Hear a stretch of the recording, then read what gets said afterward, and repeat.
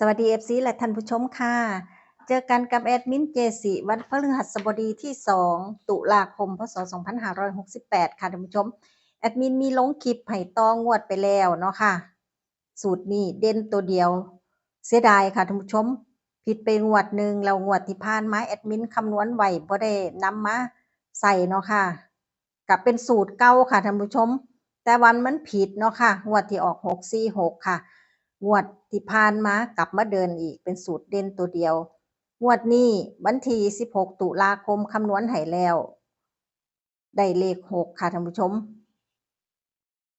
คลิปนี้เนาะค่ะแอดมินจะมาลงเด่นหลักร้อยให้เพราะว่างวดที่ผ่านมาเนาะค่ะนี่แอดมินวงกลมให้เลขเก่าตัวเดียวค่ะท่านผู้ชมจากที่ชนกันมา3ตัวเนาะค่ะวิเคราะห์แล้วเด่นที่เลขเก่าวงกลมให้ใส่แอดมินก็ใส่เลขเก่าตัวเดียวค่ะท่านผู้ชมแอดมินไปซื้อ968969แอดมินไปเล่นตัวนี้ค่ะท่านผู้ชมสูตรนี้เนาะค่ะนี่เป็นที่น่าเสียดายค่ะท่านผู้ชม หลัก10ได้ที่เลข6เนาะค่ะเพิ่นเดินมาไปแต้มหนึ่งถ้าเดินไปแต้มหนึ่งนี่จะได้6 8 6 9 7 8 7 9แอดมินลงให้แค่6 8กับ6 9แอดมินก็เล่นแค่2ตัวนี่ล่ะค่ะจับเก้ามาใส่เสียดายค่ะท่านผู้ชมเสียดายมากเลยเนาะค่ะเพิ่นเดินหน้าไปแต้มหนึ่งเพิ่นคือบ่ออก6 8เลข6ก็มีอยู่ค่ะท่านผู้ชมแต่ว่าเพิ่นไปอยู่นี่ 69นี่ค่ะท่านผู้ชม69นี่78เนาะนี่ค่ะท่านผู้ชมเสียดายถ้าเพิ่นเอาเลข6มาแทนเลข7นี่ก็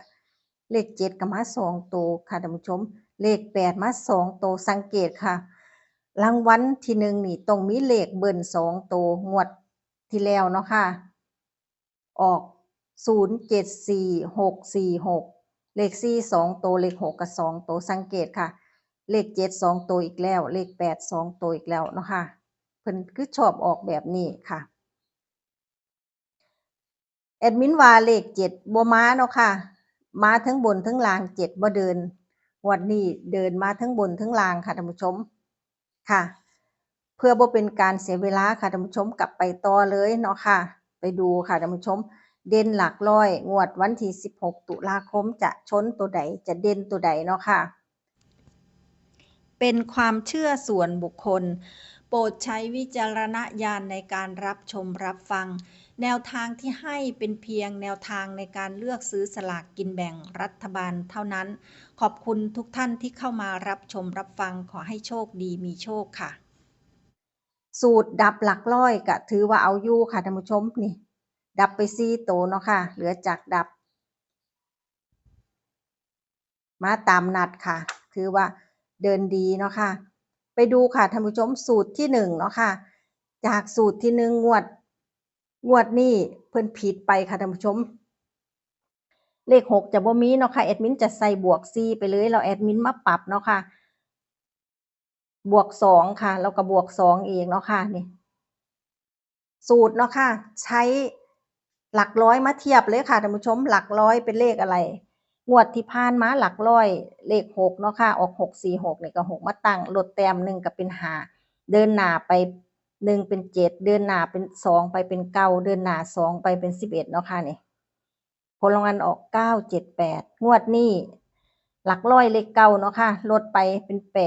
8เพิ่ม9เพิ่ม1ก็เป็น10เนาะค่ะ10เพิ่ม2เป็น12ใส่แต่หลักหน่วยค่ะท่านผู้ชม2บวก2ก็เป็น4ก็คำนวณได้เป็นเลข5ตัวเนาะค่ะจากเลข4ตัวค่ะ89024จะนำไปตัดอีก2สูตรเนาะค่ะที่ยังเดินดีอยู่ค่ะท่านผู้ชมสูตรเนาะค่ะใช้หลักแสนคูณ2บวกหน่วยบนผลลัพธ์เท่าใดเนาะค่ะบวกไป4ตำแหน่งค่ะบวก1บวก1บวก1ไป3ครั้งเนาะค่ะใส่4ตำแหน่งค่ะงวดที่ผ่านมาเนาะค่ะผลรางวัลออก074646หลักแสนก็คือเลข0ค่ะ0คูณ2เท่ากับ0เนาะค่ะบวกหน่วยบนก็คือเลข6ก็ได้6นับเพิ่ม1เป็น7นับเพิ่ม1เป็น8นับเพิ่ม1เป็น9ใส่4ตัวค่ะท่านผู้ชม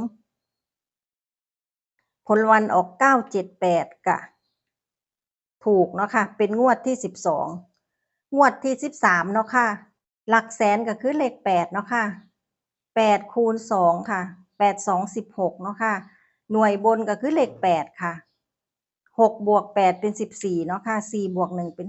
5บวก1เป็น6บวก1เป็น7ค่ะสูตรที่2คำนวณได้4 5 6 7ค่ะ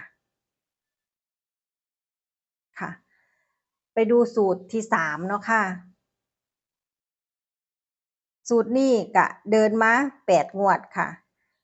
สูตรใช้หลักร้อยบนบวก10บนคูณ2บวกหน่วยบนแล้วก็ลบ1เนาะค่ะผลลัพธ์ก็ลดแต้มค่ะท่านผู้ชมผลลัพธ์เท่าใดลบ1ลบ1ลบ1เป็น3ใส่แค่3ตัวค่ะท่านผู้ชมยังเดินอยู่ในแค่3ตัวเนาะค่ะก็ถูกมาตั้งแต่ออก392เป็นงวดแรกค่ะเนี่ยเดินมาเนาะค่ะงวดที่ผ่านมาคำนวณได้9ลด1ก็8ลด1ก็7เนาะค่ะมา3ตัวเลยค่ะนี่เลขพี่น้องพร้อมค่ะออก789ก็ได้เนาะค่ะออก978นี่ก็คือเป็นเลขเลี้ยงสูงมากเลยค่ะมาสูงเนาะค่ะงวดนี้นี่มาครบ3ตัวเลยสูตรนี้ค่ะแอดมินจะพาคำนวณงวดวันที่16เนาะค่ะท่านผู้ชม16เดือน10ค่ะผลรางวัลออก978 7 2 14เนาะค่ะ4บวก9เป็น13 3บวก8เป็น11 11ลบ1เหลือ10เนาะค่ะก็ใส่หลักหน่วย0 0ลบ1ก็เหลือ9 9ลบ1เป็น8ค่ะสูตรนี้คำนวณได้0 9 8มีตัวชนยังค่ะท่านผู้ชมเราก็มีสูตรดับเนาะค่ะท่านผู้ชมสูตรดับหลักร้อยดับหลักร้อยงวดวันที่16ตุลาคมเนาะค่ะนี่งวดที่ผ่านมาเป็นงวดที่39เนาะค่ะสูตรดับกะยังเดินทั้งหมดเนาะค่ะ8สูตรค่ะแอดมินกะใส่ทั้งหมด8สูตรเนาะค่ะสูตรก็ตามนี่แหละค่ะท่านผู้ชมแคปหน้าจอไว้เนาะค่ะถ้าท่านผู้ชมท่านใดชอบสูตรดับเนาะค่ะสูตรแรกดับที่เลข8ค่ะท่านผู้ชมสูตรที่2ดับที่เลข6สูตรที่3คำนวณได้เลข7เนาะค่ะสูตรที่4คำนวณได้เลข1สูตรที่5คำนวณได้เลข2สูตรที่6คำนวณได้เลข9สูตรที่7คำนวณได้เลข7สูตรที่8คำนวณได้เลข4ดับเนาะค่ะวันที่16ตุลาคมมีเลข1ค่ะท่านผู้ชมเลข1เนาะค่ะเลข2เลข4เลข6เลข7เลข7มี2สูตรค่ะเลข8แล้วก็เลข9 8สูตรดับไปที่7ตัวค่ะท่านผู้ชมเพราะว่าเลข7ชน2สูตรเนาะค่ะเหลือจากดับก็มีเด่นที่เลข0เลข3แล้วก็เลข5ค่ะสรุปแล้วเนาะค่ะสูตรที่1คำนวณได้8 9 0 2 4สูตรที่2คำนวณได้4 5 6 7สูตรที่3คำนวณได้0 9แล้วก็8สูตรคู่คี่คำนวณได้เป็นเลขคู่คี่แอดมินให้ดูไปค่ะท่านผู้ชมสูตรคู่คี่ก่อนเนาะค่ะสูตรคู่คี่หลักร้อยเดินมา11งวดแล้วค่ะท่านผู้ชมงวดที่ผ่านมาคำนวณได้เลข1เป็นเลขคี่ค่ะมาเลขเก่าก็ถูกค่ะท่านผู้ชมสูตรใช้หลักพันบวกร้อยครั้งที่4ค่ะหลักพันคือเลข6เนาะค่ะหน่วย10ร้อยพันก็คือเลข6บวกด้วยร้อยครั้งที่4ก็คือเลข6อีกค่ะ605เนาะ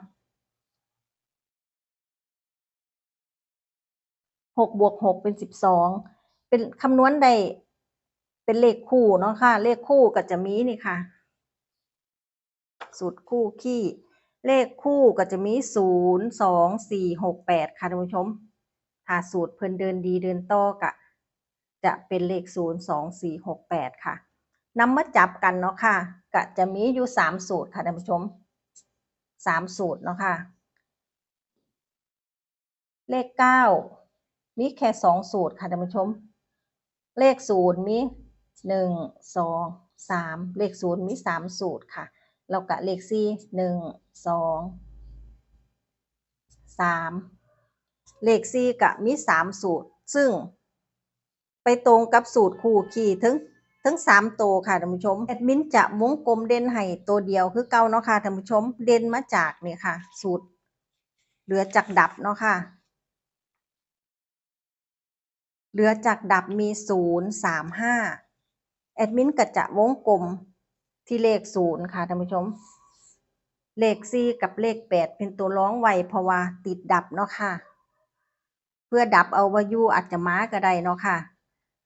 วงกลมให้แล้วหลักร้อยงวดวันที่16ตุลาคมค่ะเด่นที่เลข0ค่ะท่านผู้ชมก็รอผลเนาะค่ะว่าสูตรเพิ่นจะเดินดีเดินต่อบ่จะมาตามนัดบ่เนาะค่ะก็ให้ FC ทุกท่านพิจารณาเบิ่งค่ะท่านผู้ชม สุดท้ายนี้แอดมินก็ขอกราบขอบพระคุณท่านผู้ชมผู้ฟังทุกท่านค่ะที่เข้ามาติดตามรับชมรับฟังเนาะค่ะฝากกดติดตามกดไลค์กดแชร์เพื่อเป็นกำลังใจให้แอดมินเจสิในการคำนวณหาตัวเลขแนวทางเด็ดๆดีๆมาฝากมาตอนท่านผู้ชมผู้ฟังค่ะสำหรับคลิปนี้ขอ FC ทุกท่านโชคดีมีโชคถูกรางวัลหลักแสนหลักล้านถูกลอตเตอรี่รางวัลที่1จนกว่าจะพบกันไม่คลิปหน้าคลิปนี้สวัสดีค่ะ